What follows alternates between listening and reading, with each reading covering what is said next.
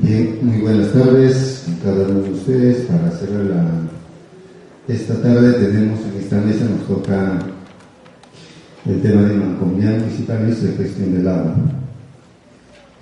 Para esta mesa, nuestro objetivo específico que se ha planteado es comprender las principales problemáticas y necesidades de las mancomunidades municipales y buscar el fortalecimiento de las mismas.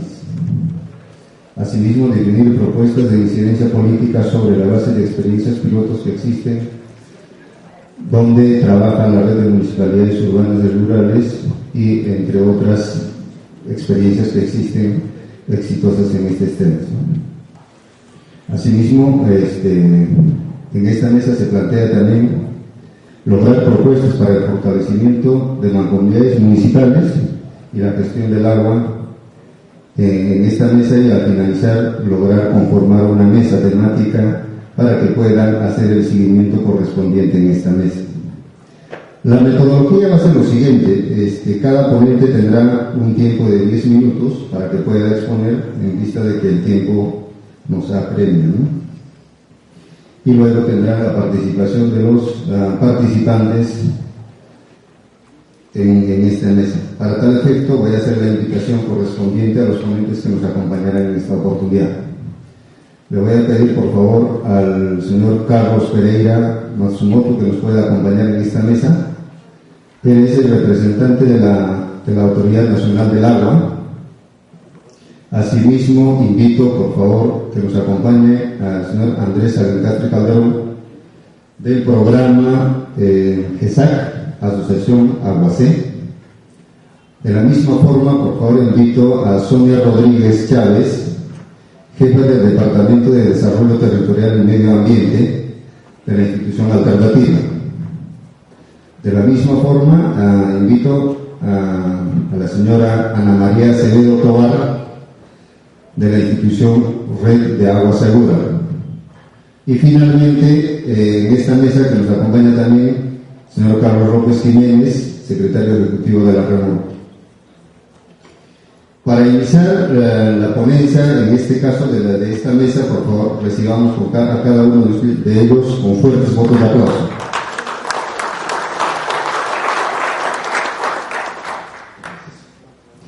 Bien, el tema de la mancomunidad municipal en nuestro país es un tema reciente, pero en otros países existen estas experiencias de hace muchos años. Asimismo, el tema del agua es importante tocar, porque las otras mesas también tocaron este tema, y el tema del agua es el eje central en estos últimos tiempos. En ese sentido, para avanzar, le voy a pedir al ingeniero Carlos Pereira quien nos pueda hacer la presentación, y para tal efecto voy a pedir que nos haga su presentación en un tiempo de 10 minutos. Recibamos con fuertes votos de aplauso.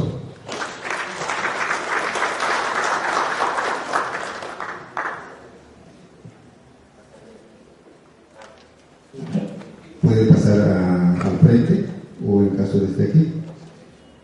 ¿Sí? Mejor allá. Listo. Gracias.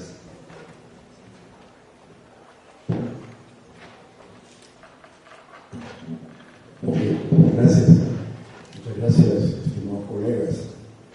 En principio, el saludo de la Autoridad Nacional del Agua, de su jefe y su secretario general, y agradecerles por esta oportunidad de presentarles algunas ideas y avances que tenemos en el tema del desarrollo de la institucionalidad para la gestión del agua en el país.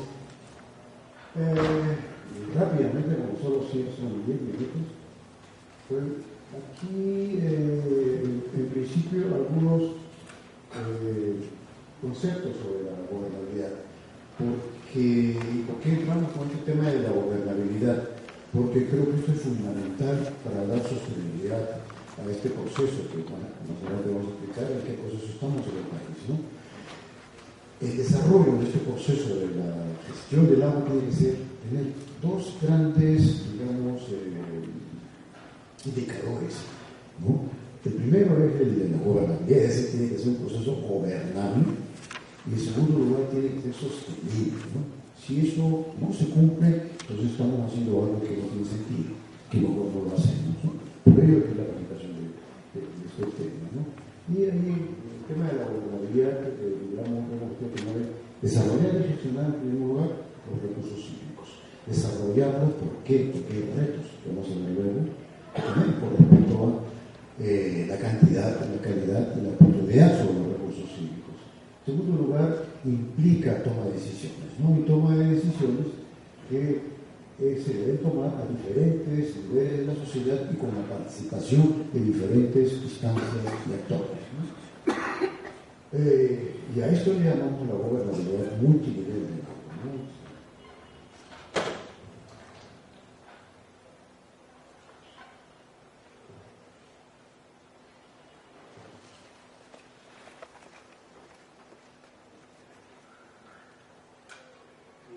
Bueno, la gobernabilidad tiene que ver con la gobernanza, nosotros le llamamos, esto es una sola, en realidad es un solo concepto, es cómo gobernamos un tema, en el caso, el tema de la gestión del agua, en primer lugar, aquellos que tienen el mandato constitucional y político de dirigir el país hacia una gestión del agua sostenible, ¿no?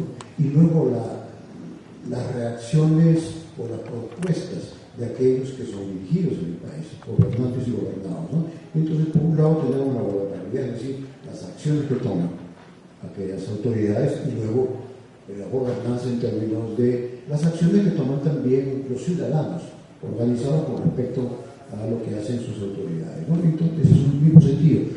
Ambas ideas deben entrar, lo que llamamos, en resonancia, ¿no? Deben de vibrar a la misma frecuencia, ¿no? Si no se ocurre así, ¿no? Si no ocurre así, si gobernabilidad y gobernanza, es decir, los actos de los gobernantes y los actos de los gobernados no resuenan, es decir, no vibran a la misma frecuencia, se produce conflicto, ¿no? Entonces, ese es uno de nuestros retos. Esto ya es algo que todos ustedes saben, es esto lo que tenemos que gobernar.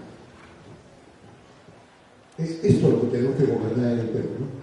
Los recursos hídricos, ¿no? Y cómo están distribuidos y el contexto físico de esta distribución de los recursos hídricos en el país. En algunos sitios, como por ejemplo Nazca o Palpa, donde estamos ya hace muchísimos años ya en un estrés hídrico estructural y permanente, donde después de más de 20 o 30 años la cantidad de agua en producción bajo riego se ha reducido a menos de un tercio de lo que teníamos unos 20 o 30 años atrás.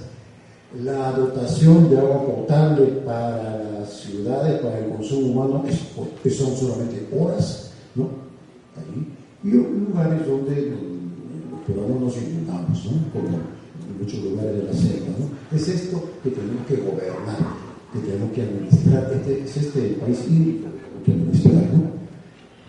Y aquí un brochazo, un pasaje rápido de cómo ha sido nuestra historia en términos de la gestión del agua en el país, ¿no? No me voy a detallar porque no hay muchísimo tiempo, esto va a quedar para ustedes, desde, digamos, la independencia, ¿no? Y los distintos avatares por lo que ha pasado en la gestión del agua en el país, ¿no? Desde una gestión controlada y dirigida por el rey de España, los primeros 80 años de vida independiente del país, ¿no? El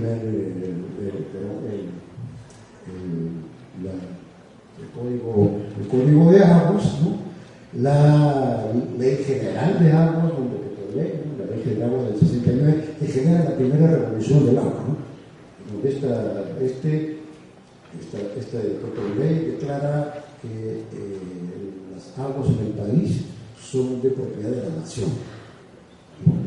Y genera toda una revolución en este tema, ¿no? Por otro lado, impulsa también la gestión sectorial del agua. Eso nos sirvió para romper un esquema servilista, un esquema arcaico de la gestión del país en general, ¿no? Y abrió las puertas a que el país transite hacia la modernidad, ¿no? Pero eso luego de los años no fue suficiente y tenemos entonces la ley de recursos hídricos en 2009 que genera la segunda revolución de la gestión del agua, ¿no? ¿Y en qué sentido? En el sentido de que la ley de recursos hídricos del 2009 nos manda que en Perú se va a realizar ahora la gestión no sectorial, sino una gestión integrada del agua, y ya no por ámbitos políticos, sino en cuencas, ¿no?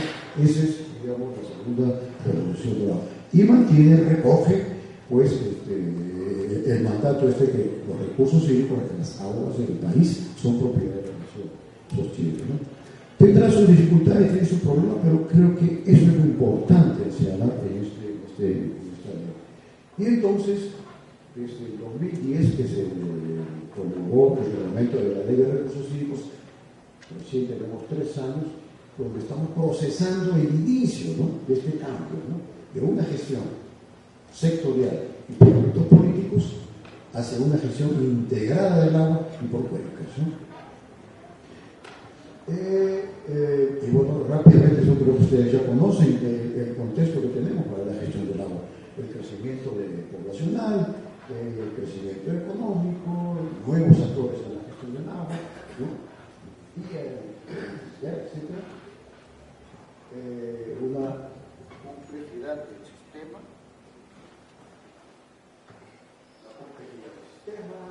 la que complejiza, fíjense, hace menos de 40 años, pues los sistemas de gestión del agua eran sistemas unimodales, ¿no?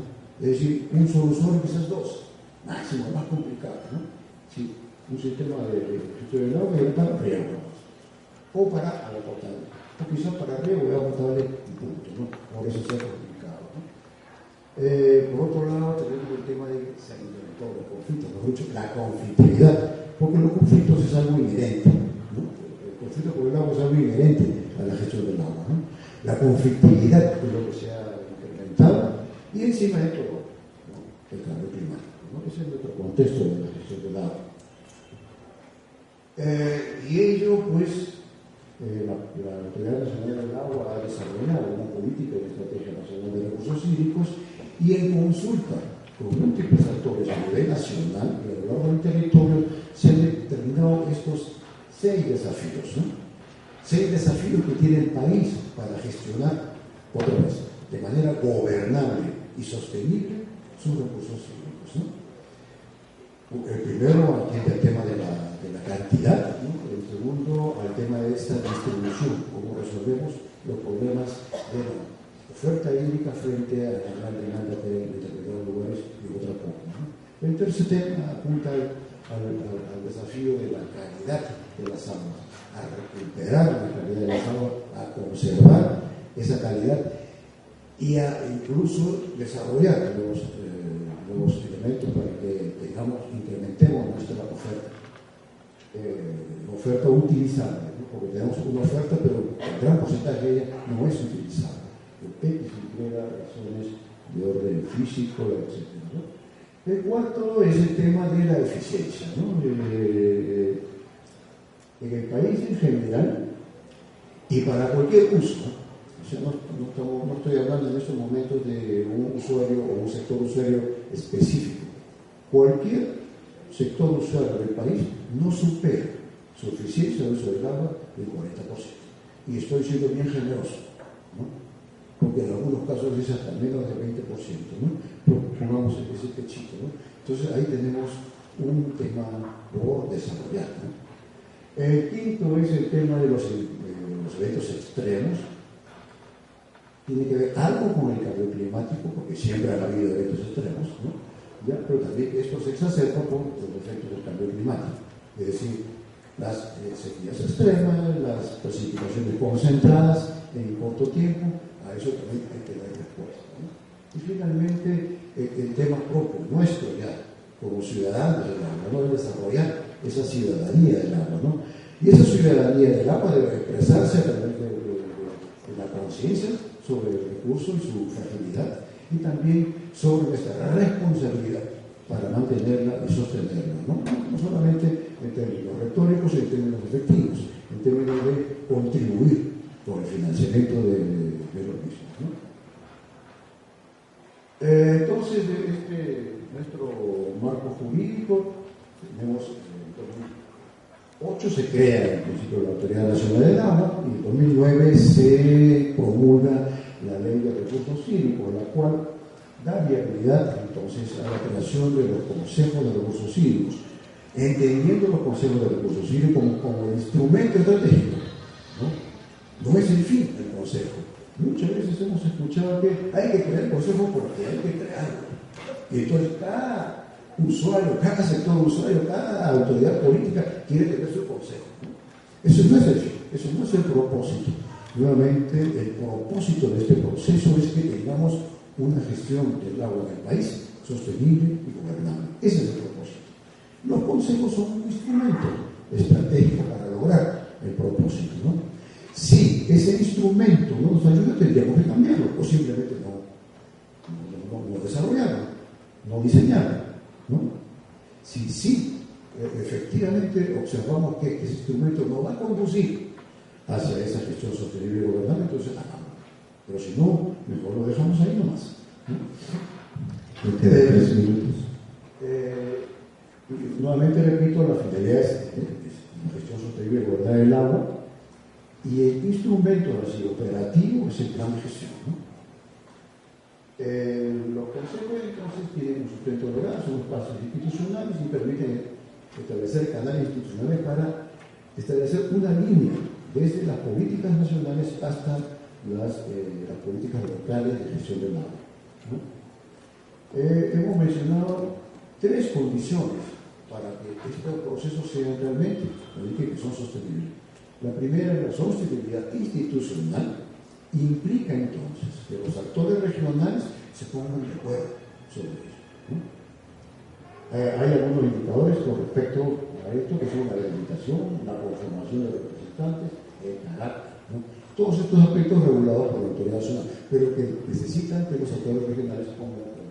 Está luego la sostenibilidad social, que tiene que ver con este grado de conflictividad, ¿no? Y muchas veces hemos escuchado ahí que hay un conflicto, por ejemplo, ponga y dice, haga un consejo. Cuidadito. Los consejos de recursos hídricos no son un método alternativo de resolución de conflictos, ¿no? Si hay un conflicto, utilicen los métodos alternativos. El consejo, más bien, en el sentido de la conflictividad, es un instrumento preventivo, ¿no?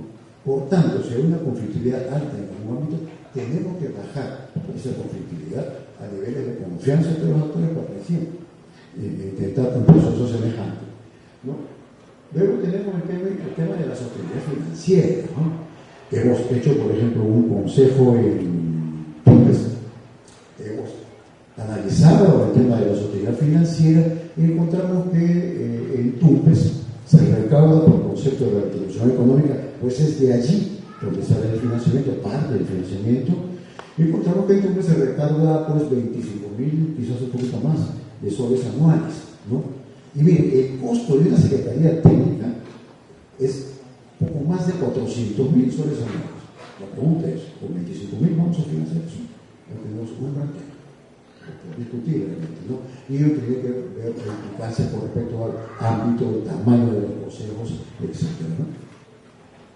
Este es para decirles cómo son la conformación. Ahí tienen un asiento en los consejos los gobiernos locales. También los gobiernos locales tienen un asiento en el comité directivo de la Autoridad Nacional del Agua como parte del sistema. Los espacios menores, ¿no? Y con esto estoy terminando.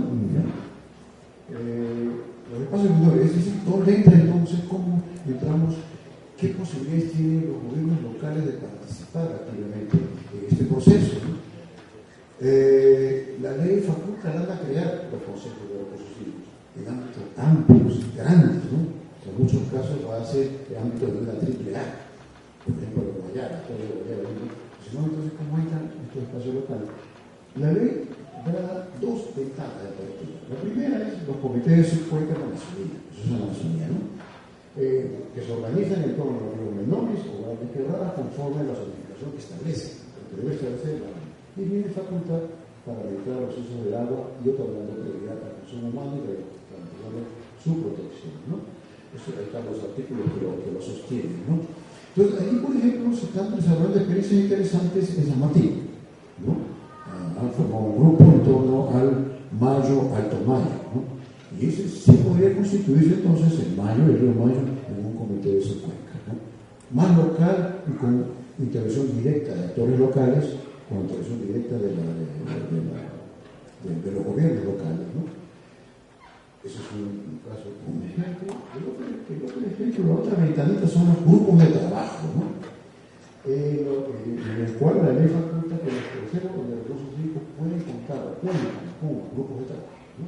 Para participar en asuntos específicos encargados por el consejo. Coordinan esto con su secretaría técnico, ¿no? Ahí también, si bien no se habla de Paraná, pero son en asuntos específicos. Y efectivamente, pues, en el proceso que se está desarrollando aquí en Lima, este futuro Consejo Sillón Lima Lurín, por ejemplo, cada cuenquita, Lurín, en este caso son los más avanzados, ¿no? Están pidiendo, bueno, en nuestro espacio cuenca, ¿cómo podemos ser? Continúen con su proceso. Y cuando se instalara el Consejo, eso se podría constituir en un grupo de trabajo Cuenca Lurín, ¿no? Para desarrollar el tema de la planificación en ese ámbito específico y con esto contribuir al gran plan, digamos, de gestión del Consejo. Entonces, son estas dos oportunidades que podrían trabajarse, creo, con mucho potencial a través de lo que la REMURTE ha diseñado, ¿no? Y que nosotros le hemos dado también el aval, que son las mancomunidades de Cuenca, las mancomunidades municipales de Cuenca. Creo que allí hay un espacio muy interesante donde la REMURTE puede trabajar a nivel local, ¿no? El tema de la gestión del agua, ¿no? ¿Cómo esto se articula? Esa es una pregunta que se la dejo a ustedes para su tarea. Muchas gracias, ¿sí? Muchas gracias. Agradecemos al ingeniero Carlos Pereira, ingeniero agrícola, con maestría en hidrología de la Universidad Católica. Asimismo, actualmente trabaja en la Autoridad Nacional de Agua en la Dirección de Conservación y Planificación de Recursos Hídricos, ¿no? Enseguida vamos a solicitar para que pueda exponer al economista de profesión colegiado Andrés Alencastre. Tiene experiencia en diplomados en facilitación y actualmente es facilitador principal del Programa de Gestión Social del Agua y el Ambiente en Cuencas (GESAC) de la Asociación Civil Aguacé. Asimismo, presidente de la Asociación Civil Ecociudad y consultor en diferentes temas. Recibamos con fuertes votos de aplauso, por favor.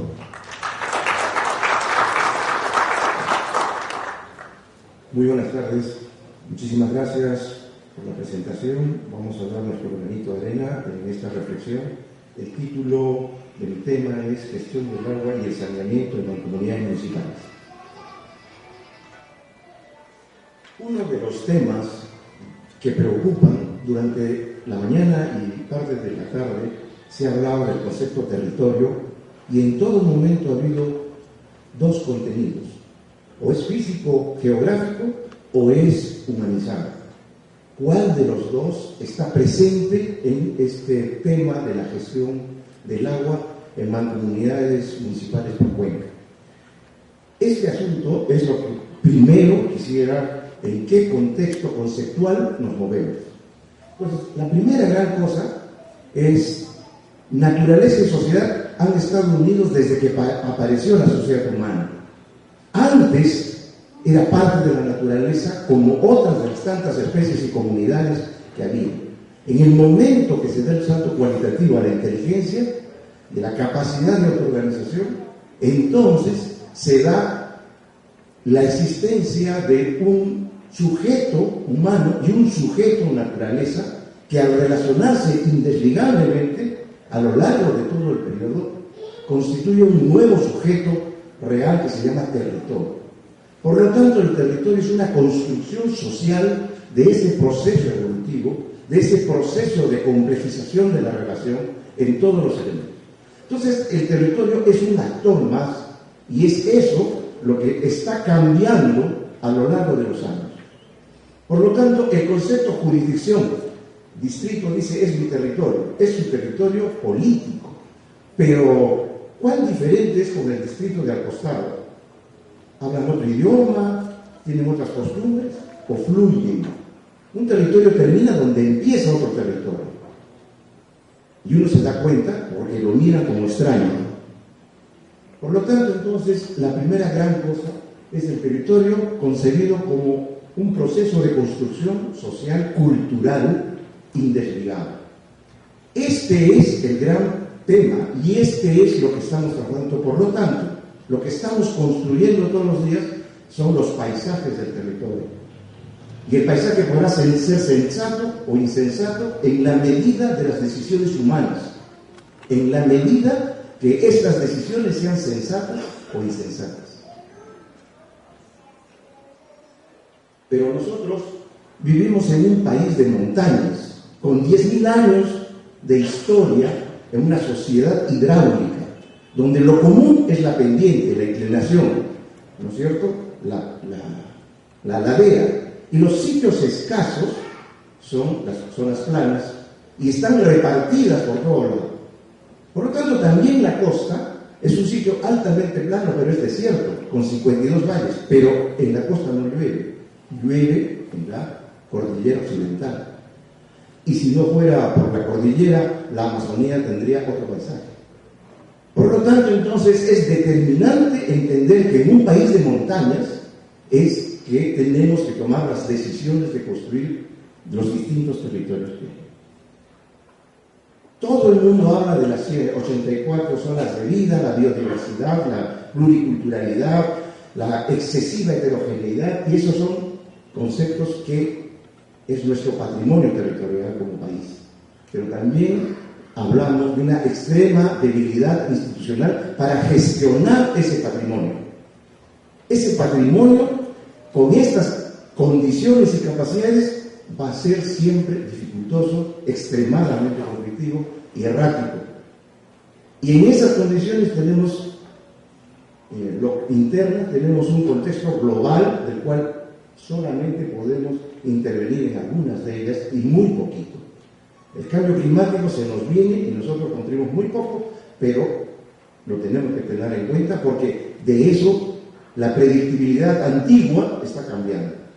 Las condiciones extremas, la variabilidad sorprendente está haciendo eso. Y la globalización, que ya lo dijeron con el tema de soberanía y seguridad alimentaria, es un tema tenso de las relaciones entre el mercado local y el mercado externo. La reforma del Estado, el crecimiento poblacional y el crecimiento de la desigualdad. Nosotros tenemos el premio Nobel en América Latina por mantener el crecimiento, pero la desigualdad todavía continúa. Ese es un tema de gestión. La apuesta está a otros puntos que son de la macroeconomía, pero de la economía interna todavía hay serias dificultades y serias debilidades. Hay procesos simultáneos en los cuales nosotros tenemos que ver. El crecimiento de la actividad productiva ha generado volúmenes impresionantes de producción de servicios y bienes, porque hemos aumentado la población, porque han crecido las ciudades, porque hay nuevas articulaciones entre empresas, entre procesos y flujos económicos. El crecimiento de las emisiones contaminantes también ha crecido en todos los niveles, porque hay más ciudades, ¿no es cierto? Éramos 72.000 ciudades, núcleos urbanos de distinto tamaño, y ahora somos 119.000. O sea, hemos crecido casi 50.000 nuevos núcleos urbanos en todo el espacio geográfico peruano. Pues ya no estamos hablando solamente que crecen las ciudades, sino también los núcleos de colonos, de nuevos caseríos, nuevos anexos, nuevas formas de organización para... Estas nuevas generan el incremento de emisiones gaseosas y que interviene en la relación social-naturaleza. A pesar que son generadas por la propia sociedad, interrumpen, fraccionan, colisionan con esta relación social-naturaleza.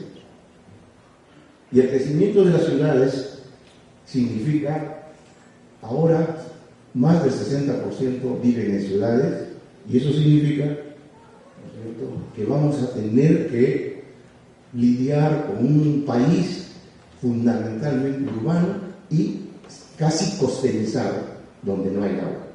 Esa es la tendencia que tenemos que incorporarnos para tomar decisiones. Pero en la intervención de Carlos Pereira hablaba de que el marco institucional está dado con la ley, pero podemos hablar de que todas esas leyes, desde la Constitución, los convenios internacionales, distintas otras leyes, marcan un nuevo contexto que todas esas leyes se concretan en el espacio local. Por lo tanto, no hay un comité para este, o sea, tendríamos que hacer para cada ley un comité de medio ambiente, de vulnerabilidad, de cambio climático, de desarrollo rural, etcétera, etcétera. Lo que está planteándose es, en la parte del círculo turquesa, todas las formas de organización del territorio que hemos evolucionado. Y en la última parte tenemos el Consejo, que está en la ley, en el reglamento y muchos de los dispositivos de menor jerarquía, pero para la parte de las unidades menores hidrográficas que conforman a las unidades hidrográficas concebidas para los consejos, este es un vacío que ahora estamos viendo que hay una apertura porque los procesos están en curso. Y eso es lo que es importante. Pero esto significa... Bueno, no aparece. Si yo regreso acá, ese círculo verde y el círculo rojo están inmersos dentro de una unidad del círculo rosado, que es que ambas escalas tienen que estar concebidas como parte de un sistema y subsistema de gestión.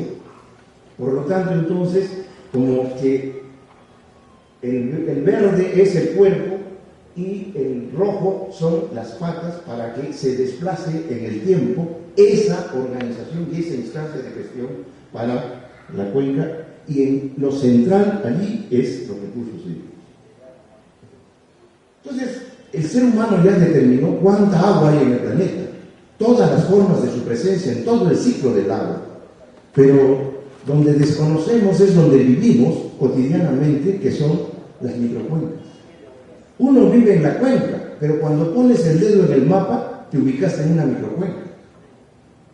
Y por lo tanto, es allí donde se dan los conflictos, donde se dan las actividades económicas, donde se da el ejercicio de los elementos culturales, etc. Y eso debe ser parte del conocimiento, parte de la cotidianidad. Por lo tanto, el segundo paradigma es: las cuencas y el agua no se manejan ni se gestionan. Lo que se gestiona son las intervenciones humanas. Por lo tanto, es un asunto de gestión del conocimiento de las personas, entre las personas y para las personas. Y ese es el eje de lo que se llama quién gestiona, para quién se gestiona, ¿no es cierto?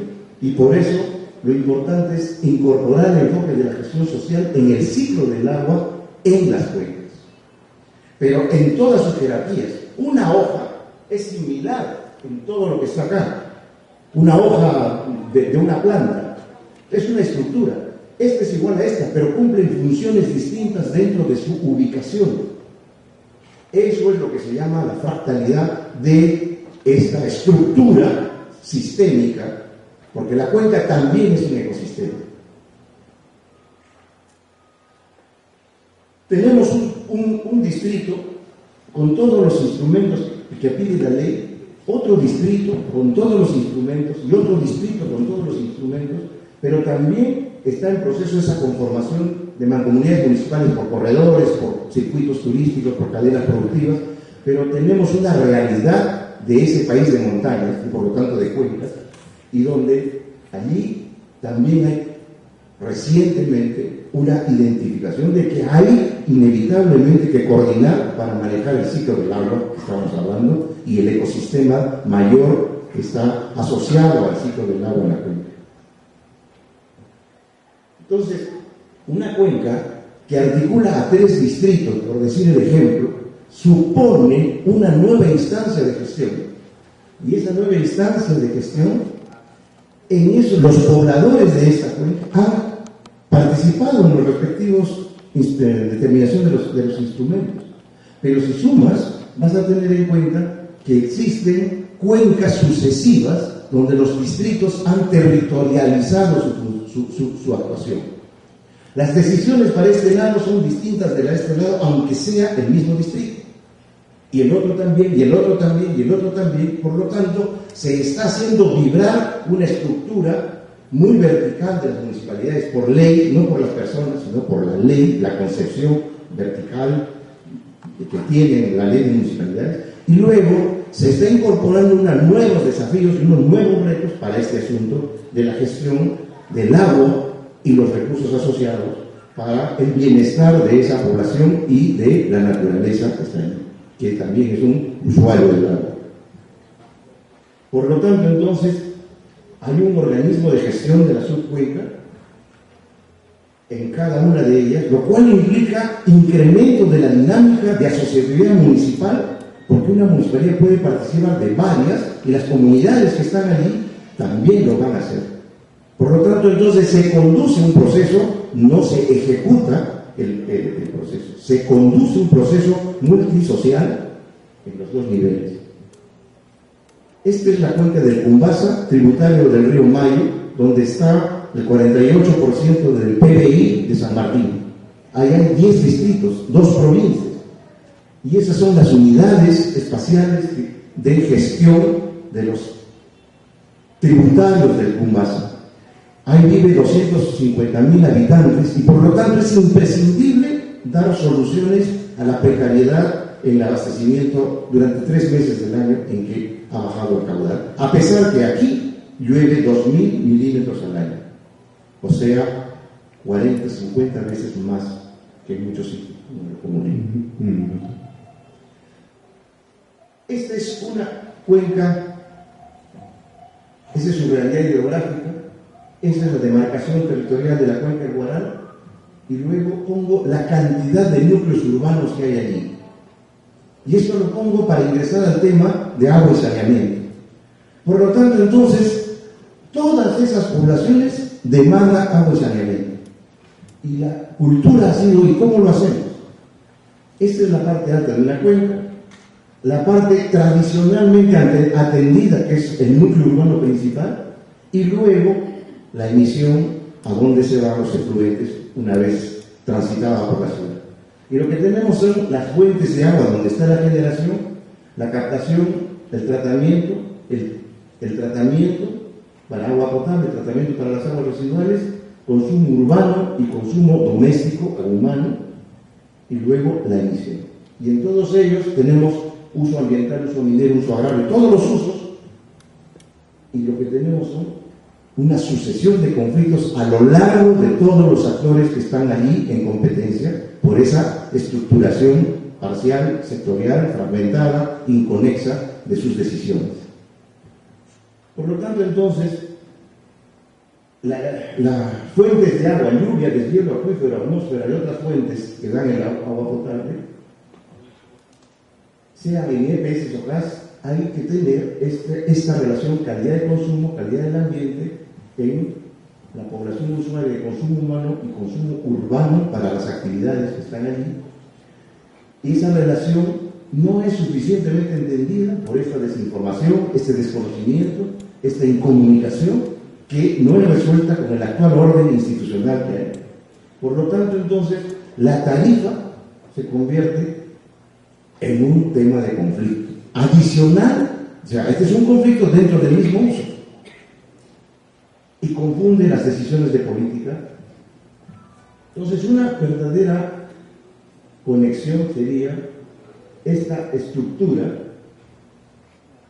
tomarla como una unidad de gestión completa, que sea integral, articulado y de corresponsabilidad, con sistemas de uso múltiple del agua de las cuencas y las mancomunidades por subcuenca, como afianzamiento hídrico integral, como política, el ordenamiento territorial y la instancia de gestión social subcuenca, en las subcuencas. Gestión social supone un acuerdo social, un acuerdo, un arreglo social, estamos y caminamos juntos. Y eso a esa escala. Y por lo tanto, ¿qué es esto? En una cuenca de una mayor precipitación tú tienes bosques, pasturas, bofedales. Toda esa intervención humana es posible es aliada de la dinámica de los ecosistemas, y a eso se llama afianzamiento integral de cuenca. Finalmente,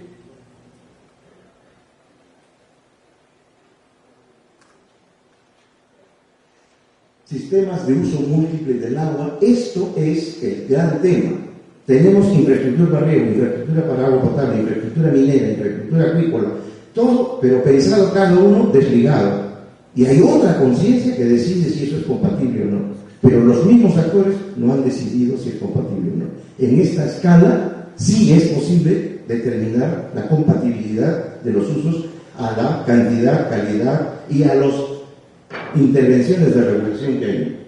Por lo tanto, entonces, todo esto que está aquí, fortalecer procesos mancomunidades por cuencas, considerar a las poblaciones, a todas las poblaciones y a las funciones de los ecosistemas, la institucionalizar procesos de adecuación y cambios institucionales a partir de la conformación de los comités de subcuencas hacia los consejos de cuenca y en el marco de la regionalización y descentralización, fortalecer las mancomunidades municipales desde las instancias de gestión social y desde los comités de subcuencas sociales, identificar, definir el estatus de las cuencas productoras de agua para consumo humano y los planes de manejo de esas cuencas de consumo humano, contexto de los comités de microcuenca y de los consejos de gestión de los recursos hídricos. Por lo tanto, el inventario es un inventario vivo, no es uno documentario ni una lista en una base de datos, es una fuente de toma de decisiones de los actores locales que están informados porque tienen ese dato. Adoptar programas para la instalación de sistemas de riego, de uso, múltiple del agua, y aprobar un plan de inversiones, que eso es lo posible, ¿no? Obras y capacidades en la mancomunidad por subcuenca. Un plan de inversiones es posible de ser concertado, que supone lo que es para la escala subcuenca, para la escala distrital y para la escala comunal, que están todos a la hora del presupuesto participativo compitiendo entre ellos. Este es un instrumento de armonización de esas expectativas en función de la visión de cuenca que quieren construir. Gobernanza no es un término de la planificación. Gobernanza es un término de transporte marítimo, de los barcos. Gobernanza era la capacidad del capitán para llegar al puerto manejando las decisiones con su tripulación y en la ruta atendiendo a todas las tempestades o sin viento, con viento que se habían, porque es un término antiguo. Este concepto de gobernanza, de capacidad, de habilidad, de conocimiento, se ha trasladado acá. Y la gobernabilidad es la operativización de esa capacidad de gobernanza. Por lo tanto, todo lo que he hablado es incorporar, no en una institución, ni en dos, sino en todas las organizaciones, esta visión de futuro, de construir un nuevo territorio a partir del que tenemos, que no nos gusta, y que esperamos que otro sea mucho mejor. Muchas gracias. Muchas gracias, agradecemos al economista Andrés Ricardo. Bien, el comité organizador nos exige el tiempo, es apremiante. Bien, enseguida nos va a exponer la arquitecta Sonia Rodríguez. Tiene estudios de gestión territorial, actualmente es jefa del Departamento de Desarrollo Territorial de Alternativa. Ha participado como miembro del equipo de elaboración de los planes de gestión de recursos hídricos de Chirapiura, Tumbes y Tacna. Ha ejecutado por el consorcio Implan Alternativa. En ese sentido, recibamos con fuertes votos de aplauso, por favor.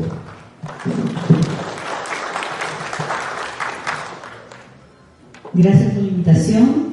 Quisiera empezar diciendo que estoy de acuerdo con los que me han antecedido y hay algunos temas que ya se han tratado, de modo que voy a pasarme rápido eso de nada de poder ganar tiempo en los temas de debate.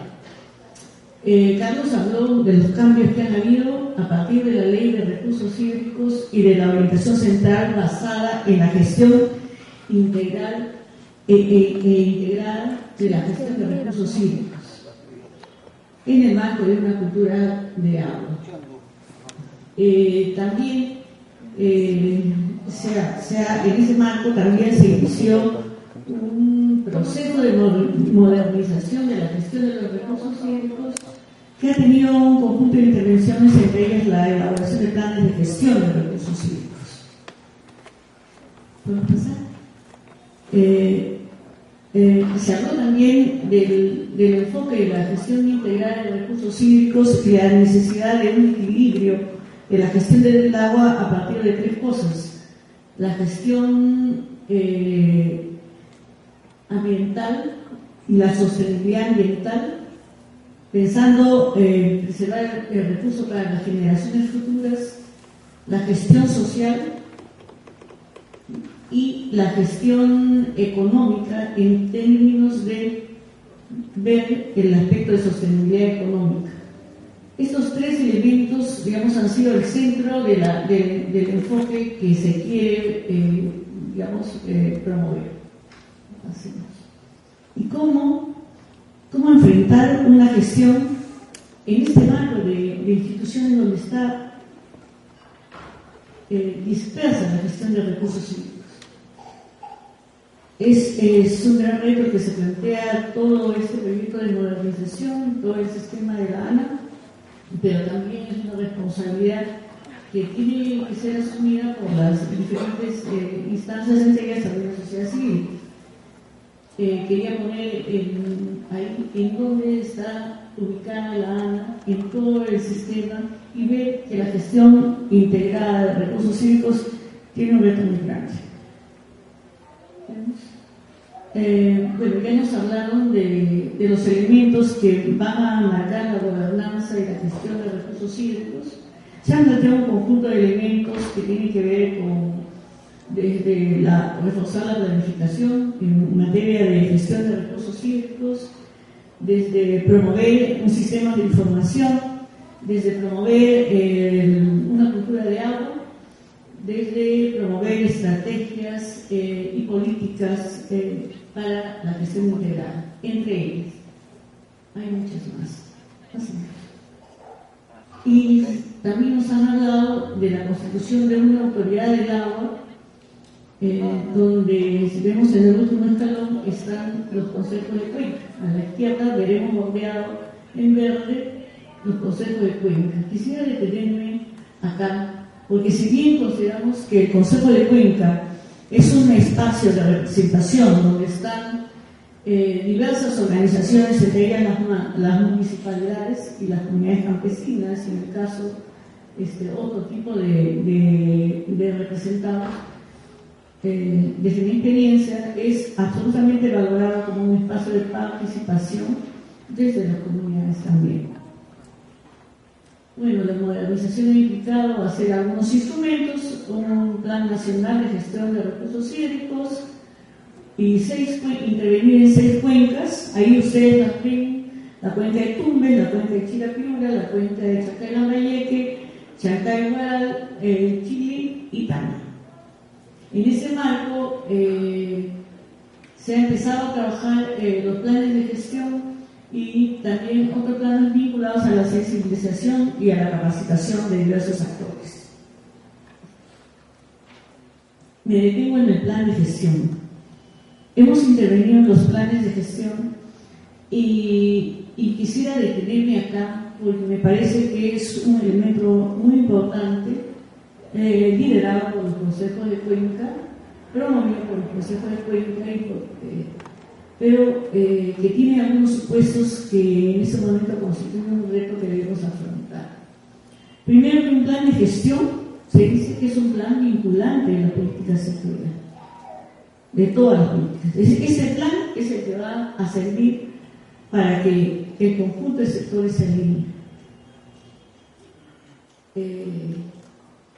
Esa es su importancia. Una segunda cosa es que, como estuvo planteado el plan de gestión, se propuso que el plan tuviera 3 elementos centrales: una visión compartida de todos los actores de la cuenca, una representación estructurada, se decía, un desarrollo de modelos de trabajo que iba a implicar el desarrollo de escenarios de la gestión de recursos hídricos basados en información disponible. En la práctica, este sigue siendo un reto, porque primero que nada, ¿cómo elegir un representante de comunidades campesinas cuando hay 600 comunidades campesinas que tienen que ser representados en una sola persona? Entonces, el supuesto de la representación estructurada, digamos, no está tan estructurado, y ahí sigue siendo, digamos, un reto que necesitamos revisar. Una segunda cosa es cómo estructurar modelos de gestión de recursos hídricos cuando encontramos que hay una información más o menos dispersa. Se ha trabajado y se ha trabajado y se tiene como producto ahora un conjunto de información concentrada, pero el tema de la disponibilidad de información en función de estructurar escenarios de gestión sigue siendo un tema vigente, creo que la van a estar tratando en ese sentido. Una tercera cosa es cómo estructurar visiones compartidas y cómo integrar todos los procesos previos que tenemos existentes hasta antes de la elaboración de estos planes, como los procesos de gestión por sus cuentas. Bueno, el proceso se han trabajado 4 cosas claves. Uno, básicamente, cuál es la cuenca que tenemos, que es el estado institucional, cuál es la cuenca que queremos y cuál es la cuenca que realmente podemos dar nuestro contexto.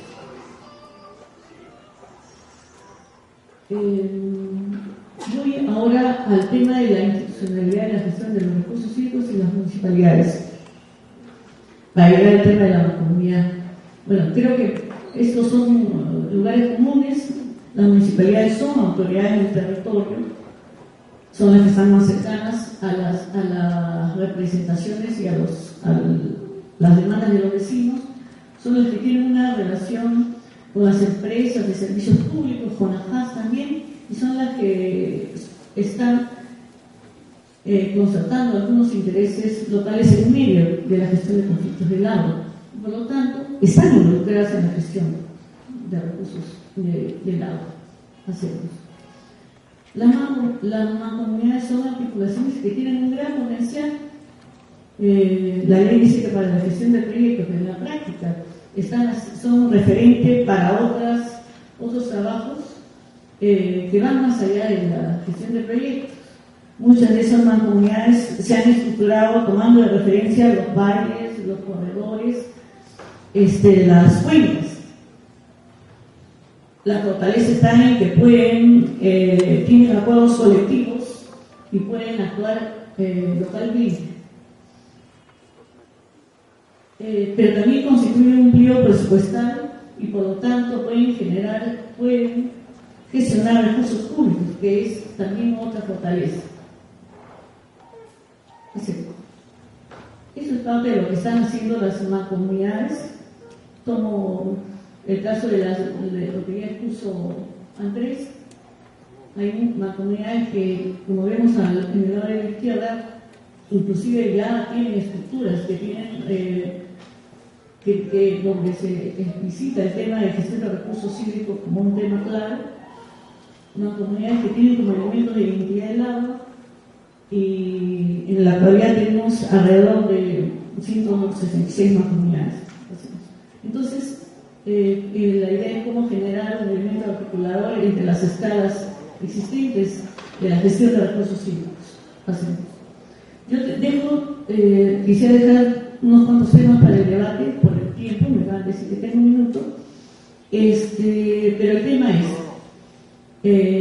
en primer lugar, viendo la institucionalidad que tenemos en relación al Consejo de Cuenca, que resulta siendo de una escala todavía muy grande, ¿cómo podemos estructurar una institucionalidad Ya se ha planteado, Andrés ha planteado muchos elementos en relación a eso, donde podamos encontrar elementos intermedios y locales que le den sentido y que aterricen al concepto de cuenca. Estamos de acuerdo en que hay que trabajar en subcuencas, pero en función de una visión de cuenca. Eso es el centro, ¿no? No podemos pensar que de las subcuencas, las visiones, vamos a poder trabajar en una visión y gestión integral de cuencas. El otro tema es, pero también hemos planteado una gestión integrada de recursos hídricos y nos hemos planteado una gestión interinstitucional. Mi pregunta es, ¿no estamos pensando que la gestión integrada también necesita no solamente de una gestión intersectores, sino de una escala que vaya de abajo hacia arriba, es decir, de una escala local, regional y nacional? ¿Por qué no pensamos los elementos de una gestión integrada vinculada también verticalmente? Pasamos. Pensamos que debería haber otros aspectos que tengan que ver con la gestión más allá de los consejos de cuenca. Ya lo comenté, cómo integrar a otros actores, solamente los usuarios y los vecinos y los ciudadanos. Finalmente, cómo hacer que el plan de gestión pueda ser un instrumento vinculante de la política sectorial. Si el territorio vinculante es la cuenca, ¿cómo podemos articular la gestión integrada y con ello las políticas territoriales, las de agua y saneamiento, las políticas mineras, industriales, con la política de gestión integrada? Eso es un reto. Teniendo escalas de gestión y presupuesto, se han planteado algunas propuestas de que en términos de gestión y presupuesto, las escalas de gestión de cuencas muchas veces tienen que estar manejadas por la escala regional, y el tema allí es cómo podemos generar otras instancias intermedias de gestión regional en términos, por ejemplo, de subcuencas, para poder estructurar una gestión de proyectos más eficiente. La idea de región, subcuenca y gestión por subcuencas y gestión por cuencas en función de una gestión de proyectos podría ser también más eficiente. Una sexta cosa es que debemos vincular un enfoque agrarista que todavía subsiste en la gestión integral de cuencas.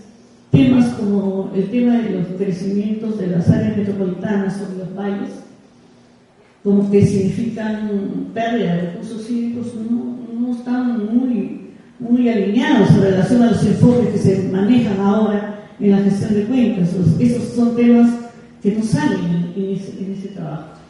Finalmente, creemos que esos temas de gestión de agua, de cuencas, de gestión integral de recursos hídricos, gestión de agua y saneamiento, son temas que ameritan el inicio de un diálogo muy grande, y por eso pensamos que significan modificaciones y reformas, y por eso pensamos que esto debe ser parte de un diálogo más amplio, de un diálogo nacional.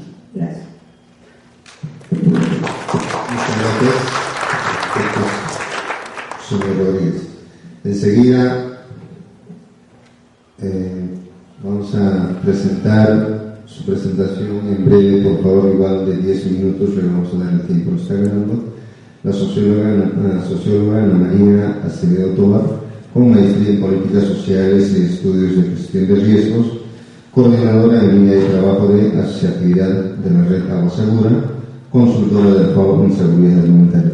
Recibamos con fuertes votos de aplauso, por favor.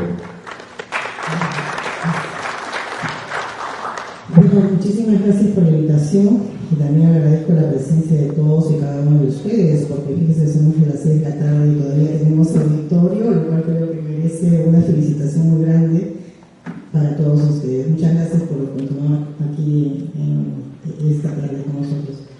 Bueno, la red Agua Segura es una red que está compuesta, como ustedes ven, por todas estas organizaciones. Tenemos cerca de 20 organizaciones, instituciones privadas fundamentalmente, pero también tenemos instituciones públicas. está presidida por el Ministerio del Ambiente, porque surgió un poco como un subcomité sectorial de saneamiento del Ministerio de Vivienda en el año 2006. Y además de eso tiene, digamos, auspiciadores como AMINA, Water for People, en algún momento World Solution Program, en fin. Estamos trabajando en un asocio, digamos, público y privado, fundamentalmente para promover el intercambio de experiencias, gestionar el conocimiento sobre los temas de agua y saneamiento, establecer, digamos, también propuestas de trabajo que puedan trabajarse de manera compartida y asociada entre todas estas instituciones. En este momento nosotros vamos a abordar uno de los temas que trabaja la RAS, que es la asociatividad. ¿La asociatividad de quiénes? De las organizaciones comunitarias de agua y saneamiento. ¿Qué cosas son las organizaciones comunitarias de agua y saneamiento? Seguramente los funcionarios del municipio que nos acompañan deben conocer a ciencia cierta en cada una de sus localidades la cantidad que puedan existir y quiénes son aquellas organizaciones que se forman generalmente postproyecto de una obra de agua y saneamiento, por ejemplo, cuando hablamos de la JAS, ¿no es cierto?, para gestionar esos sistemas, o también que existen por iniciativa misma de la comunidad, ¿no? O sea, tenemos por eso juntas de agua, que no se llaman así acá, pero acá se llaman juntas de administradoras de servicios de agua y saneamiento JAS, comités de agua también se llaman así, tienen ese nombre en otras organizaciones de América Latina, acueductos comunitarios, asociaciones y cooperativas. Aquí en el Perú tenemos asociaciones, lamentablemente no tenemos muchas cooperativas, ¿no? Pero por ejemplo en el caso de Bolivia, en el caso de Argentina, en el caso de Brasil, las organizaciones comunitarias están fundamentalmente organizadas en cooperativas, ¿no? Acá las cooperativas creo que pasaron a un segundo plano después de la reforma agraria, donde se legitimaron como organización, como tipo de organización, ¿no? Entonces, ¿qué son las organizaciones comunitarias? Son aquellas organizaciones que prestan un servicio de agua para las poblaciones rurales y periurbanas, aquellas que no son atendidas por las EPS, ¿no es cierto?, por las empresas prestadoras. Pasamos. ¿Por qué son importantes? Miren, nosotros desde hace ya varios años estamos trabajando con este tema porque sabemos que a nivel de América Latina, por ejemplo, de los países andinos, tenemos cerca de 25 millones de habitantes que se abastecen, ¿no?, de estos tipos de sistemas y que en realidad existen, son una realidad. Sin embargo, en nuestro país no están visibilizadas como tal, ¿no? Pasamos. Miren ustedes los demás países de América Latina, ¿no? En Bolivia tenemos 29.500 organizaciones aproximadamente, en Colombia 12.000, en Chile 1.400, en fin. Y en Perú no tenemos información exacta de cuántas existen, ¿no? Este es un estudio que se hizo, en el cual participamos en el año 2007 en 9 países de América Latina con el programa de almacenamiento del Banco Mundial, ¿no? Que se hizo un estudio en 9 países. Acá también se hizo un estudio tomando 14 casos emblemáticos de cómo se va gestionando el almacenamiento a través de las organizaciones comunitarias. Pero el tema de que en Perú no existe información es un tema clave, porque además es complejo, porque yo pensaba que iba a estar acá en el Ministerio de Vivienda, porque en realidad, si no sabemos cuántas son, no sabemos cómo vamos a hacer políticas o cómo vamos a trabajar una estrategia para mejorar la gestión de estas organizaciones si no sabemos ni siquiera cuántas hay en el país. Acá en el Perú pues existen las JAS, las asociaciones cooperativas, también se abastece la gente de distribuidores de agua de pozos privados, sobre todo en la costa, en esta costa desértica que está, digamos, afectando fundamentalmente a la napa freática, ¿no? En Ica, Napa, como bien dijo el ingeniero Elán, está la napa freática agotada, ¿no? Y también tenemos camiones cisterna, que también son privados y que, por ejemplo, funcionan en las zonas periurbanas, ¿no? Nosotros hemos trabajado muchos años en camiones cisterna y efectivamente, pues, la tarifa de agua, por ejemplo, debe ser más que red pública y el agua de baja calidad. Y bueno, son sistemas precarios, no están formalizados, no están institucionalizados, no son parte de la política pública, ¿no? Y bueno, que a mí ya tengo 5 minutos pasando, que pasa rápido. Bueno, ¿cuáles son las principales características? Primero, que prestan servicio de agua potable a los más pobres. Segundo, que generalmente no tienen servicio de alcantarillado, o sea, se da agua, pero no hay alcantarillado. En la JAS, que ustedes conocen, no hay alcantarillado, fundamentalmente. Tienen dificultades para formalizarse porque generalmente están reconocidas por el RUS, a veces no, el RUS, o sea, Registro Único de Organizaciones Sociales, y a veces no lo están. no están reguladas por la SUNAS, o sea que si yo doy agua que no es potable y doy mal servicio, no pasa nada, porque no hay ningún órgano normativo del Estado que regule este servicio. En el caso de la JAS, estas organizaciones, si bien están a cambio de los gobiernos locales, ¿no? Según la ley y la disposición, muchos gobiernos locales no asumen esa responsabilidad, ¿no? O sea, primero no los registran, no saben cuántos hay, pero segundo, tampoco le están dando asistencia técnica, le están, digamos, viendo o vigilando cómo está la gestión de esa comunidad, cómo están cooperando para que esa gestión sea más eficiente, ¿no? Y bueno, y ya se conoce cuántos de estos servicios tenemos, ¿no? ¿Pasamos? En acceso, bueno, en el contexto donde se desarrollan estas organizaciones comunitarias, ¿no? Igual que en general, digamos, tenemos que el 79% de los peruanos tienen acceso a agua potable, según la ENDE del 2012, ¿no? Y mientras que en las zonas rurales el 66%. No siempre tenemos esa brecha, ¿no? O sea, tenemos, si bien vamos creciendo con mucho esfuerzo, a veces retrocediendo, también hay años que se ha retrocedido en la cobertura, ¿no? Y tenemos brechas, ¿no? La zona rural siempre es la más abundada, aunque la zona urbana va a ir creciendo, ¿no es cierto? La tendencia de población es que tenemos ya más del 70% de zona urbana en el país y va a ir creciendo. En el futuro probablemente tengamos menos proporción de población rural, pero sin embargo vamos a tener una población rural igualmente pobre, igualmente sin servicios, si es que no se revierte esta situación, ¿no? Y el saneamiento es peor, todavía el saneamiento tenemos menos cobertura. En América Latina y en los países de América Latina, nosotros somos uno de los países que está en el segundo lugar, en el tercer lugar por abajo, o sea, mejor dicho, estamos por debajo, no estamos ganando nada, estamos por debajo porque tenemos poco nivel de cobertura, ¿no?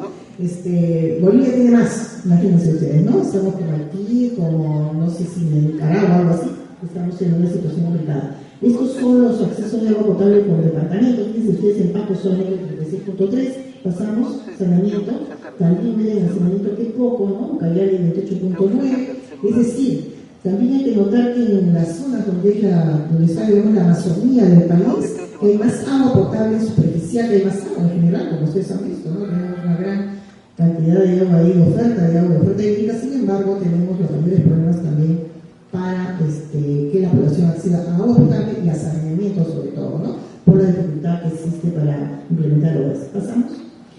Bueno, el cambio climático, lo que nos hace bastante vulnerables, tenemos como segunda causa de mortandad infantil, de enfermedad, no mortandad, de enfermedad en el país, que son las EDAs, que ustedes conocen, que son enfermedades diarreicas agudas, que muchas veces las tomamos como algo común, ¿no? Si pues los niños se enferman, tiene dolor de barriga, pobrecito, está con diarrea, no hay problema. Pero no, eso no es normal, o sea, eso tenemos que digamos, ser atentos a que efectivamente esa situación se tiene que revertir, porque afecta no solamente la salud, afecta a la nutrición y es un círculo vicioso, ¿no? ¿Pasamos? Se calcula que aproximadamente, según este estudio del Banco Mundial, 6 millones de peruanos se abastecen de este tipo de organizaciones comunitarias, ¿no? Y además la demanda supera el 30% de la población que requiere financiamiento. O sea, la demanda supera el 30%, digamos, la capacidad de financiamiento para ampliar también la cobertura, nada más para ampliar la cobertura, ¿no? ¿Pasamos? Tenemos un nuevo contexto normativo, ¿no? Con la ley de normalización de los servicios de saneamiento, donde se afirma la competencia de los gobiernos locales, ¿no? Que me parece que es importante que ustedes lean esa ley, ¿no? Porque es nuevecita, es aquí ahorita del 2013, en mayo de 2013, ahí está el número, lo pueden acceder por internet, ahí en la página web. ¿Pasamos? Se ha creado también el Programa Nacional de Saneamiento Rural, también se ha creado el Programa Nacional de Saneamiento Urbano, ¿no es cierto? Tiene un plan de mediano plazo. Tenemos un proyecto SABA que actualmente está en vinculación con el Programa Nacional de Saneamiento Rural, que se está implementando en más de 12 regiones del país para precisamente incorporar, digamos, lo que son las áreas técnicas municipales y trabajar, digamos, para que todos los municipios tengan una área técnica municipal para agua y saneamiento, ¿no? Eso se está haciendo en Luano, en Apulima, en 12 regiones, ¿no? ¿Pasamos? ¿Por qué es importante la asociatividad? La asociatividad, ¿a qué estamos refiriendo cuando hablamos de asociatividad? A que esas casas que están dispersas se calculaban 5.000 en algún momento, ¿no? Pero por ejemplo, otros artículos decían que la libertad debe haber como 50.000. Entonces, no se sabe cuántas hay, ¿no? Pero digamos que son un montón. ¿Ya? Entonces, estas HAS, que son bastantes, ¿no? O sea, están solas. Entonces nosotros lo que estamos haciendo como red es tratar de asociarlas a nivel local y a nivel regional, ¿no? Esas son las ventajas, economías de escala para que puedan, digamos, por ejemplo, tener un operario de mantenimiento para varias HAS, no cada una por su lado, una mayor representación frente al mundo local y nacional, ¿no? Nosotros estamos también promoviendo que el uso no poblacional del agua en la cuenca tenga una representación, que deben ser estas organizaciones, ¿no? Comunitarias y autoorganizadas, ¿no? Que tengamos un mayor fortalecimiento también para la electricidad municipal y más oportunidades, ¿no? Para nuevos espacios, para seguimiento, prevención, cuidado de fuentes, etcétera, ¿no? Este es un esquema, por ejemplo, de gestión, de asociación, de HAS, en la gestión ya misma, no solamente como organización, sino en la gestión de servicios, ¿no? Acá son varias comunidades, son como 12 o 13 comunidades que se unieron, ¿no es cierto?, para gestionar un mismo servicio, y son gestión comunitaria, no es privada, no es del Estado, ¿no? ¿Pasamos?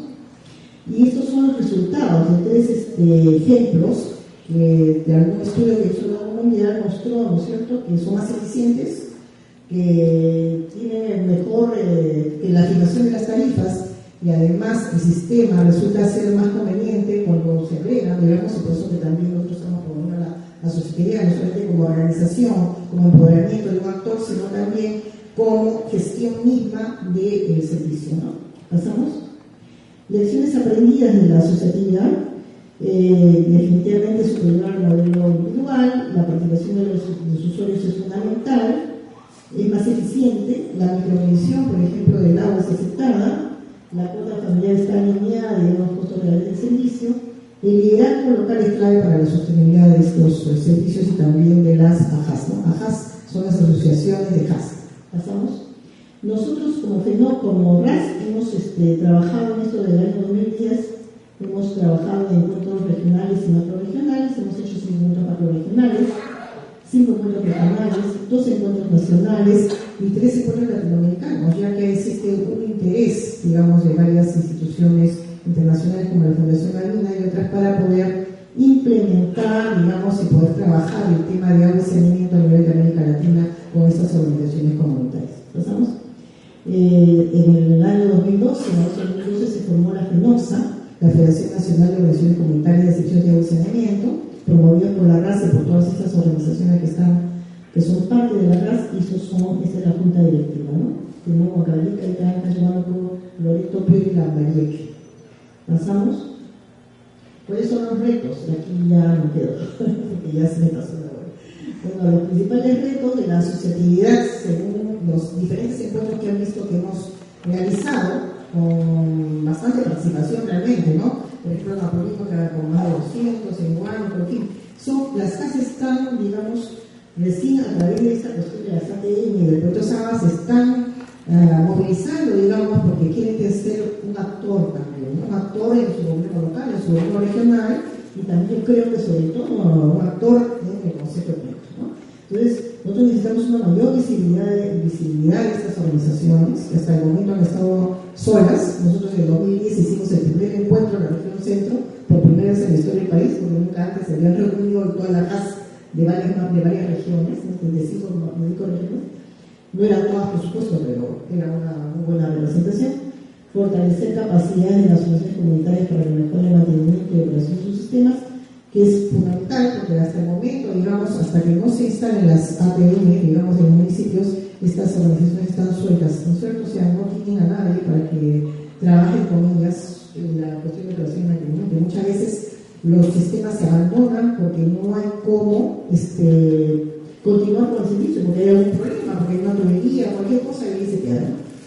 La importancia de mejorar la calidad del agua, porque todas las casas, la gran mayoría, más del 90% distribuye agua entubada, pero no agua potable, ¿no? Entonces hay un gran problema de calidad de agua. Fortalecer el liderazgo de las CAS para su participación e incidencia, que es lo que estamos haciendo como RAS, ¿no? En el gobierno nacional, y dar a conocer los casos exitosos de AJAS, ¿no? Como una muestra también que pueda ser replicable en otras regiones. Bueno, AJAS hay en Huancavelica, que nosotros hemos, porque han estado, digamos, muchas de las ONG que trabajan con nosotros han fortalecido estos procesos. Ajás hay en Huancavelica, Ajás hay en Huánuco, Ajás hay en Ayacucho, hay en Cajamarca, en Piura recién se está constituyendo, ¿no? Y tenemos también que fortalecer estas a todo nivel y por supuesto también incorporar el tema de en Ajás, el cuidado de la fuente y la gestión integral de recursos hídricos. ¿Pasamos? Creo que la última ya. Bueno, ok. Muchas gracias. Disculpen que me haya pasado. Muchas gracias por la presentación. Lamentablemente el tiempo nos gana y no podemos, sé que el tema es amplio y es interesante para poder plantear. Bien, en esta mesa para finalizar, sobre el tema de la Mancomunidad Municipal de Gestión del Agua, va a hacer la presentación y va a dar 10 minutos, por favor. El señor Carlos López Jiménez, es dirigente del Agrario de Piura, ex alcalde del distrito de Santo Domingo de la provincia de Morropón Piura, ex directivo y fundador de la REMURPE, actualmente secretario ejecutivo de la Red de Municipalidades Urbanas y Rurales del Perú. Recibamos con fuertes votos de aplauso, por favor. Muchas gracias, vamos a correr, sí, yo agradezco que los que están con nosotros sean alcaldes, regidoras, regidores, funcionarios y creo yo candidatos también en las elecciones del próximo año. Me parece importante, vamos a correr en este sentido. Tenemos una ley de mancomunidades, yo no sé si para bien o para mal, porque antes había asociaciones de municipalidades que trabajaban mejor.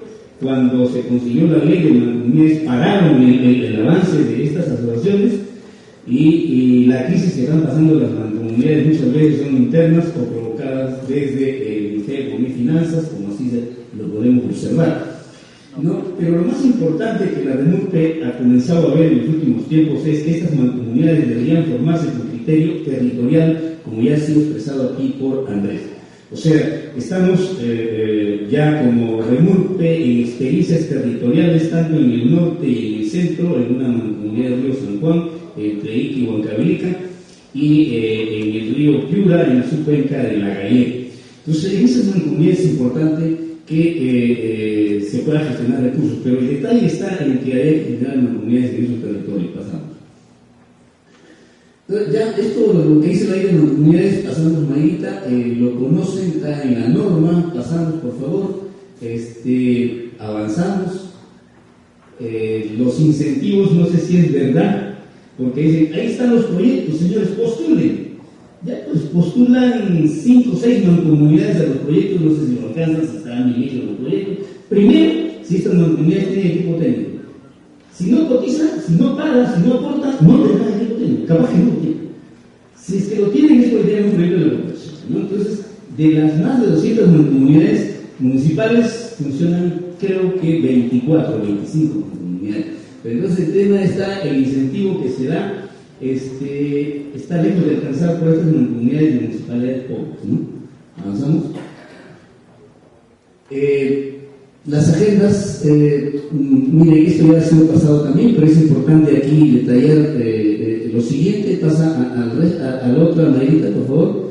Ya se ha dicho acá, hay que mirar a la mancomunidad, al territorio Cuenca, como un ser vivo. Eso es importante que lo miremos aquí. Creo que ha profundizado mucho el Andrés, coincidimos. En ese sentido, pues yo quiero correr para usar los 3 minutos antes de cerrar, porque esta mesa debe continuar más allá del camino, ¿no? Entonces, miren ustedes, el criterio de este territorio es importante para la formación de estas comunidades municipales. Hay que agrupar a los municipios que están en ese espacio territorial, ¿no? Porque deben ser a partir de ahí unidades de planificación.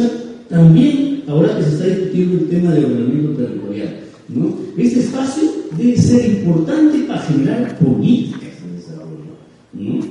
Entonces es importante aquí verlo, no solamente en la gestión de recursos hídricos, sino también verlo el tema de salud, de educación, de todos los sectores que deben articularse en este territorio, porque a partir de ahí se debe tomar política de desarrollo territorial en este espacio de mancomunidades.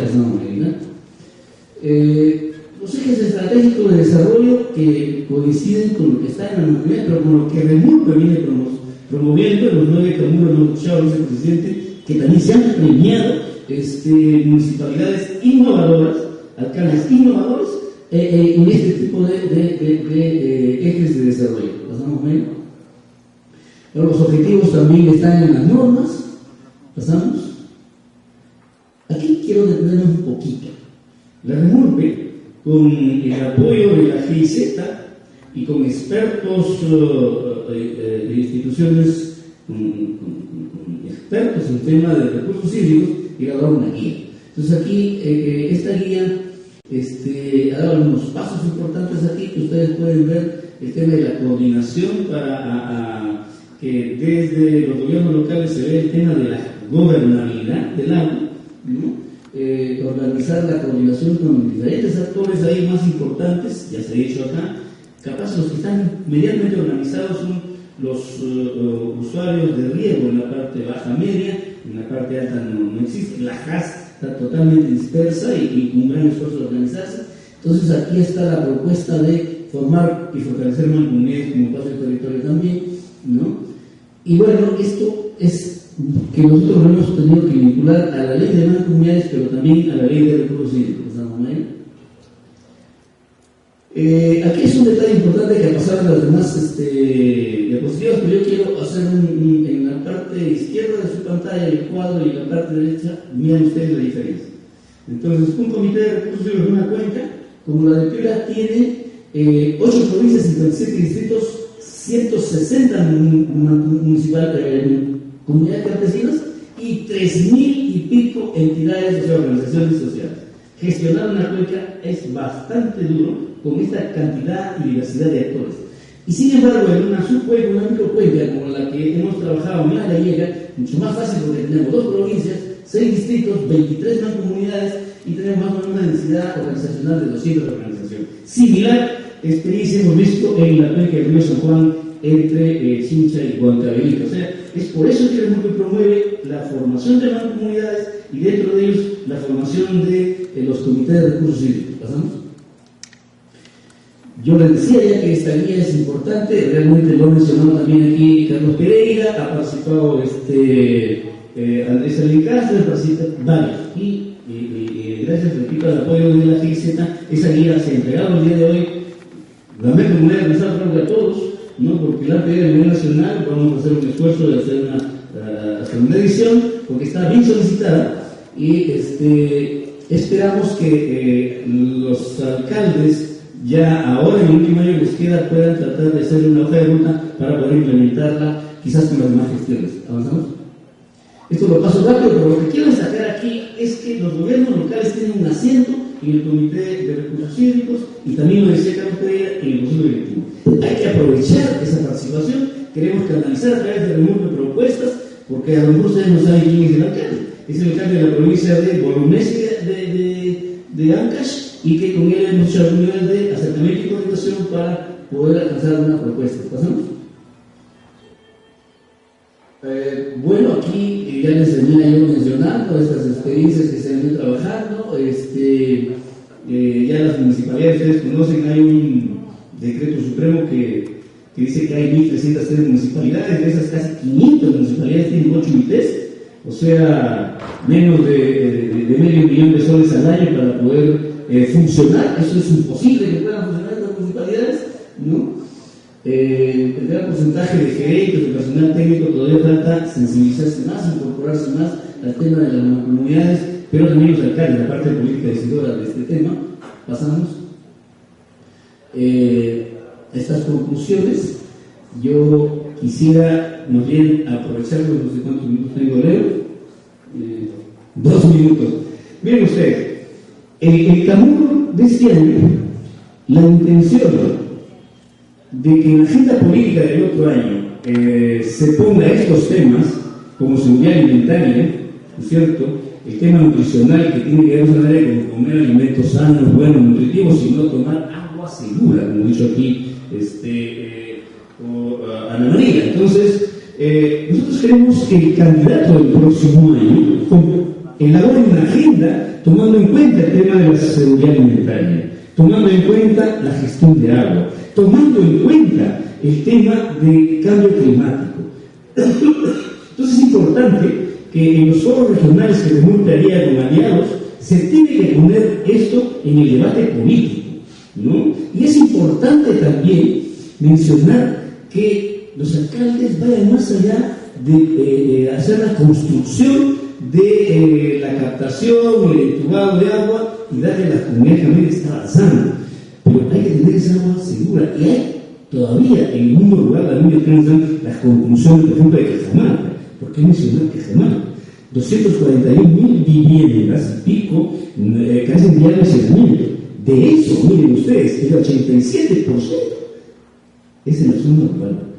Y ahí la REMUR de la red de municipalidad de Cajamarca ha tratado de hacer un pacto de gobierno regional porque ya tenía perfiles para poder invertir en esto, y ese pacto se ha roto con todo este problema que hay en Cajamarca. Se ha dejado de invertir con la plata que hay en Cajamarca, ¿no? Entonces, yo lo que quisiera cerrar esta participación es que terminando el clamor y esta mesa, y me parece importante, con todas las coincidencias vertidas aquí por el Ministerio de Agricultura, a través de la ANA, a través de la sociedad civil, las municipalidades y el NURPE como su organización representativa, formar un espacio de debate y de trabajo para que el próximo año o en el transcurso del próximo año vayamos haciendo seguimiento a los acuerdos y propuestas de acá vertidas, pero sobre todo alcanzar propuestas de políticas públicas al Congreso de la República y al Ejecutivo.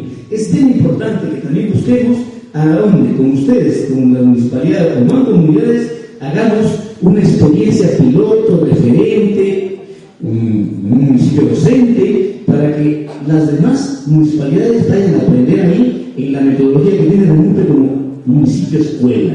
Eso, capaz que el otro año tendremos una gran alianza para poder continuar con los acuerdos de esta mesa con un grupo de trabajo que haríamos mixto, multidisciplinario, con profesionales de diferentes instituciones y sectores del Estado, que es lo más importante. Muchas gracias. Muchas gracias por Bien, para finalizar y cerrar esta mesa, el tema de la Mancomunidad Municipal de Gestión del Agua, los ponentes han concordado en varios temas de que el tema de la mancomunidad también es un espacio de gestión territorial y por cuencas y corredores económicos. Y el eje central en algunas mancomunidades es el tema del agua, por ejemplo, con el caso de la Macrosan, con el caso de la mancomunidad Andino Central de Piura. Asimismo, cabe señalar que existen 166 mancomunidades reconocidas de acuerdo a la información de la Secretaría de Descentralización de la Presidencia del Consejo de Ministros, de los cuales 61 mancomunidades tienen el Sistema Nacional de Inversión Pública. Eso quiere decir que están incorporados al SNIC, no tienen OPI y la unidad formuladora.